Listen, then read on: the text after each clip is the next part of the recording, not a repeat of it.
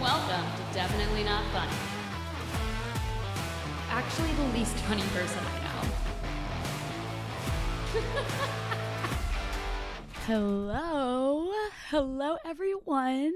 I am so excited to say welcome back to Definitely Not Funny. Happy Tuesday. I am your host, Jackie Norris, and we're back.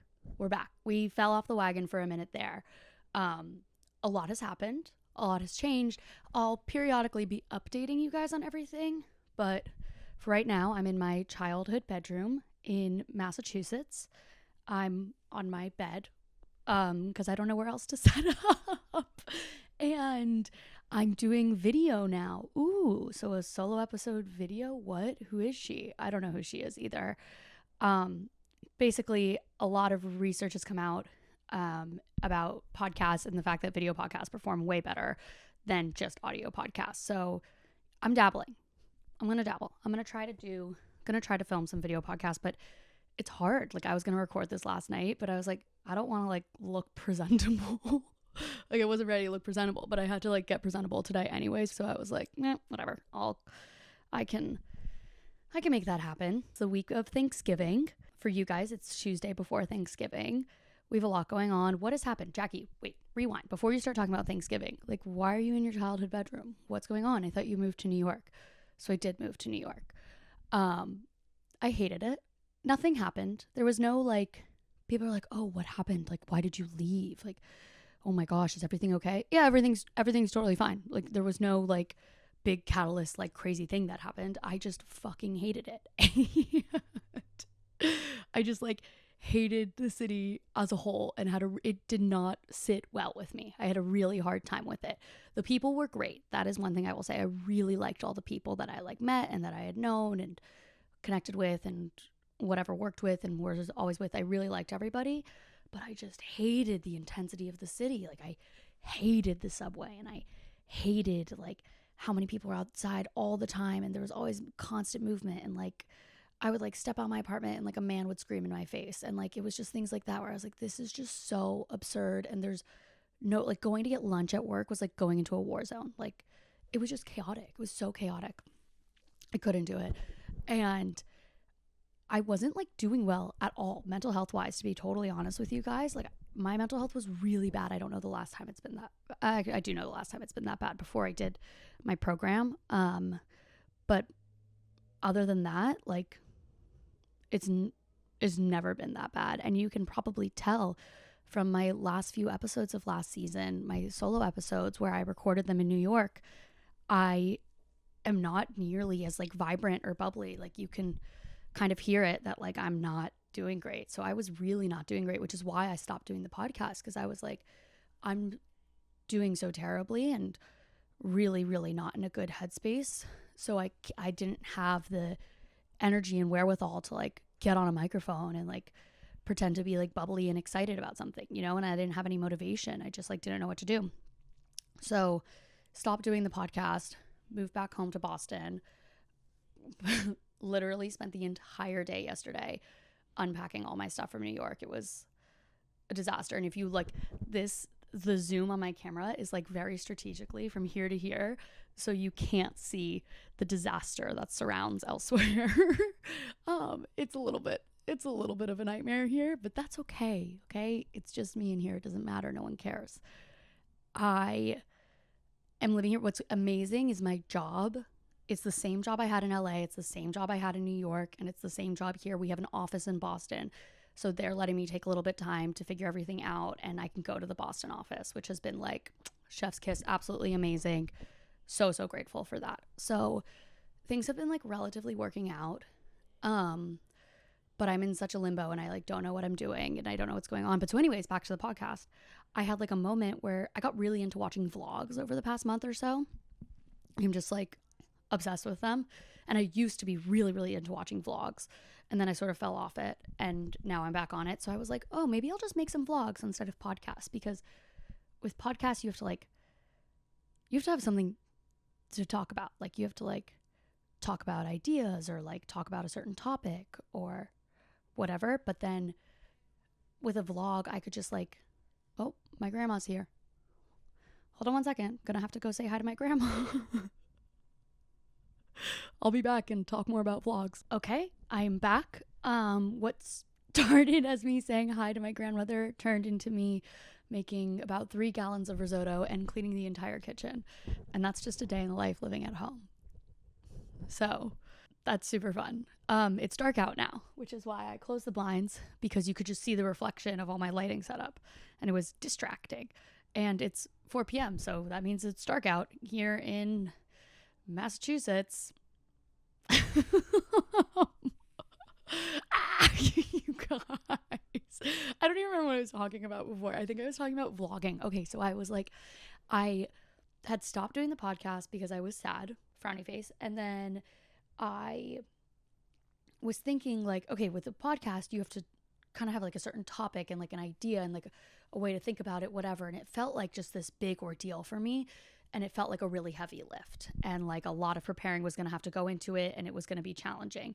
Plus, I was getting really into watching vlogs. So I was like, it would be so fun to do a vlog. And so I did. I've actually made a couple vlogs. I made 2. They were great. But I realized that for my, like, the ideas that I had for future vlogs were just me sitting and talking about certain things. So they were just podcasts. So I was like, you know what? Here is what I could do.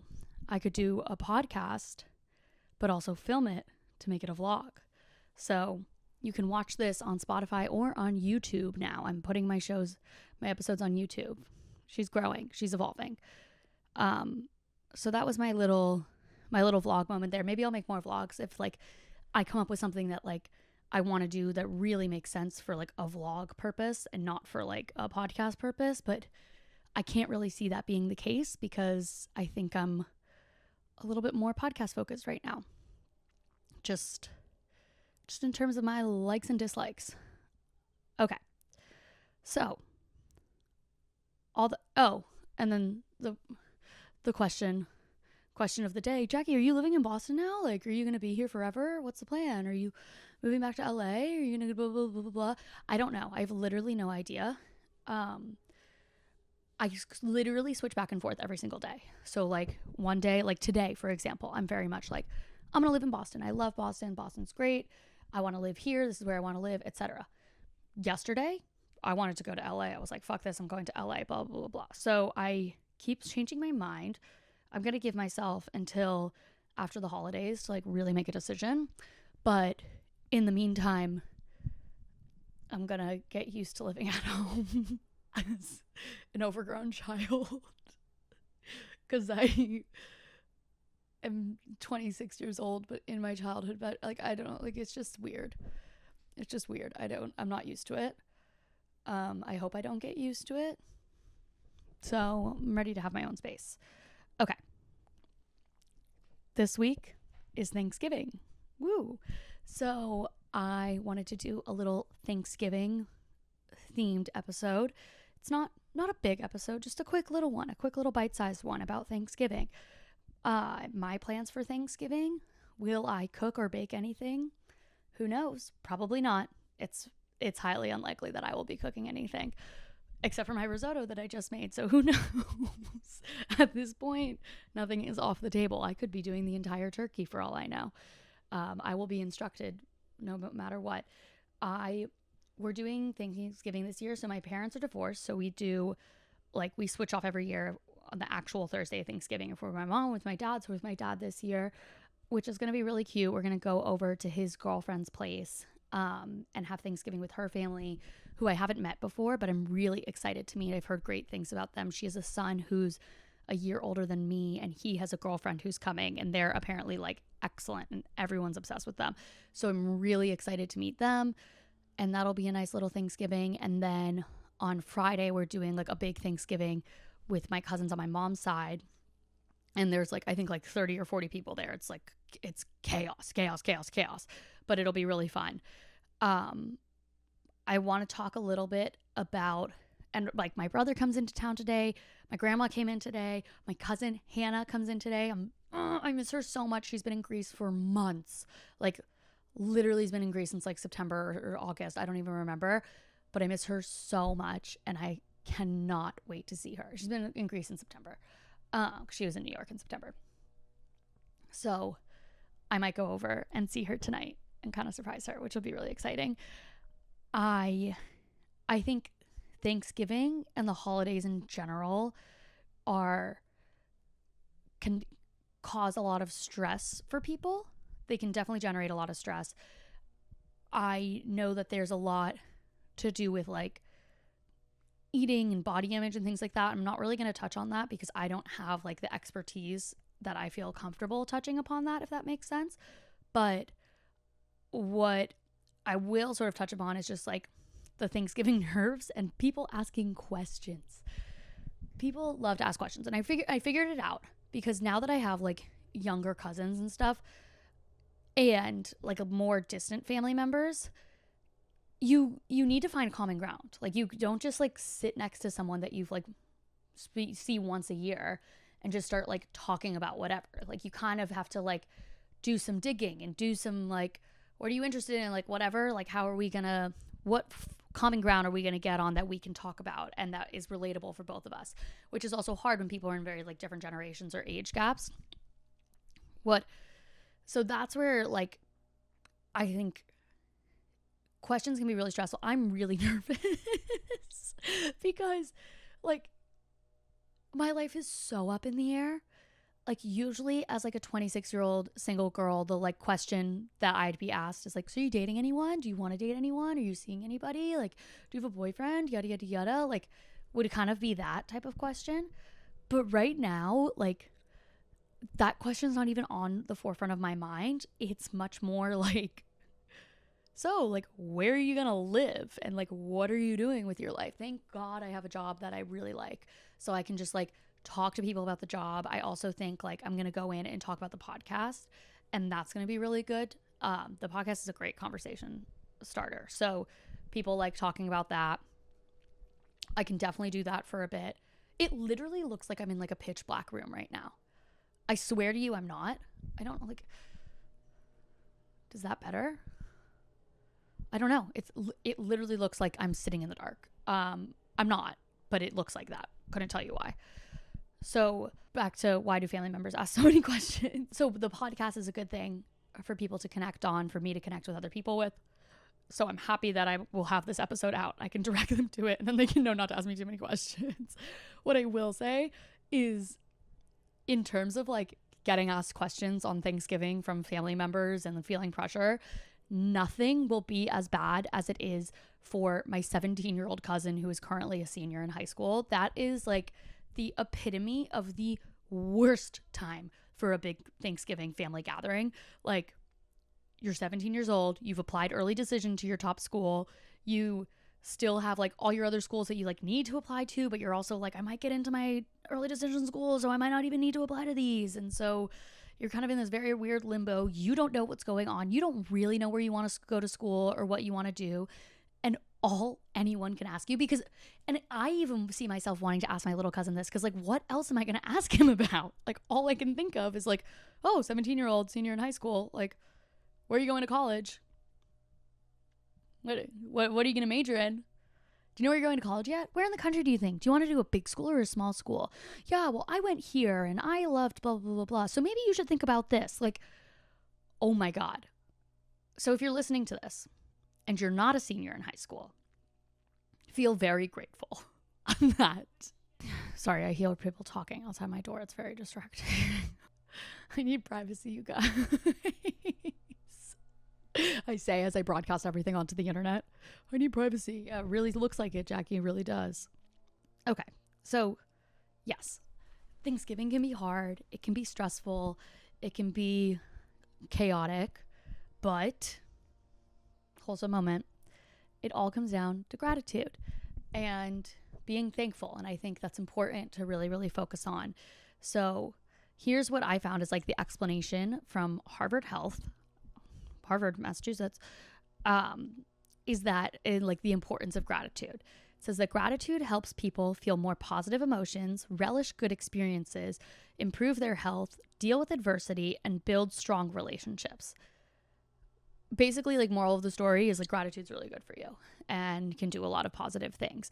I have started trying to implement a daily gratitude practice if that makes sense.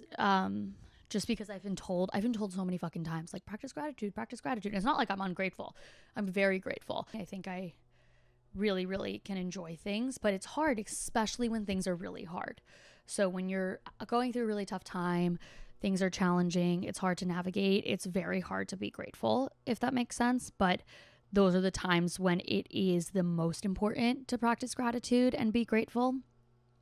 I've found, like, you kind of have to buy into it. So what I do, it feels pretty hokey at first, but you got to buy into it. I like to journal every day. I go through phases. Sometimes I really like journaling. Sometimes I don't. Right now I'm in a phase where I really like journaling because I just get to like flow thoughts and write it all down. And I actually found when I was packing up my stuff, I found one of my journals from like my junior year of college, and it was so cute. Like, looking at it, I'm like not ready to like read the whole thing yet.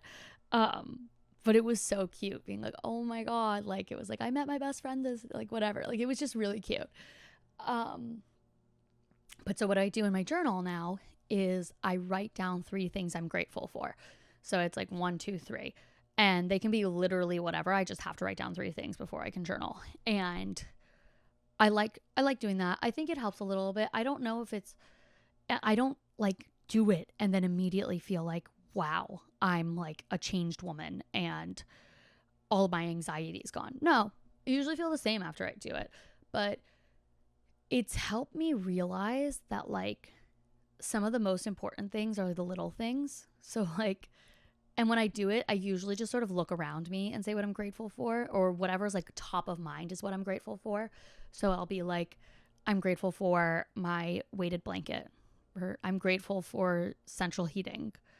I'm grateful for my white tea scented lotion, like little things like that. So having gratitude, like, for those small things, but then sometimes it'll just be like, I'm grateful for my mom, or like, I'm grateful for whatever. But I think it's really important, especially during the holidays and everything, to practice gratitude. And it's easy to complain and be like, oh, I gotta like spend all this time with family and it's a lot and everyone's asking me questions and like don't know what's going on and etc. And I just want to like chill and have my own time. But like, how wonderful it is to get to be around all these people. Or if that's not the case for you, like, how great it is that you have a life you're excited. Like, you know, like, there's just like little, or just like, you fucking love cranberry sauce. Said it. I do. Not the cheap kind, not the kind that like comes in a can. I like fresh cranberry sauce. I love it. It's delicious. So maybe you can just write that down and you're just sort of like, okay, that's like a nice little thing to be grateful for. I'm not really sure. If anyone else has like more tips on gratitude, I'll totally take those.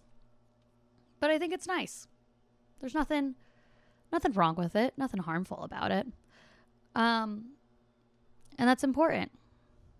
So yeah. And I remember when we were younger, we would do all these like Thanksgiving crafts, and those were kind of fun. Like, you'd like put your hand on a piece of like construction paper and you'd trace it and you'd like cut it out and you'd do a couple of those. You make a couple turkeys.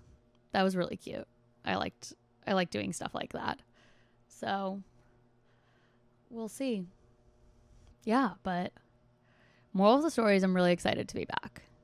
I don't know what these next few episodes are going to really look like, what structure they're going to take. Haven't figured a lot of that out yet, but I know I'm excited to just be recording, chit-chatting, and kind of keeping this digital diary, if you will. Yeah, we'll call it that. Okay, well, I love you guys. Thanks for hanging out with me. If you liked this episode, share it with a friend. Maybe it means the world. Maybe write a little rating. Who knows? Oh my God, I started putting my like old episodes on YouTube, and I put up my like Taylor Swift one. And you know how you can dislike things on YouTube? It got 3 dislikes and 1 like. I was like, that's so rude.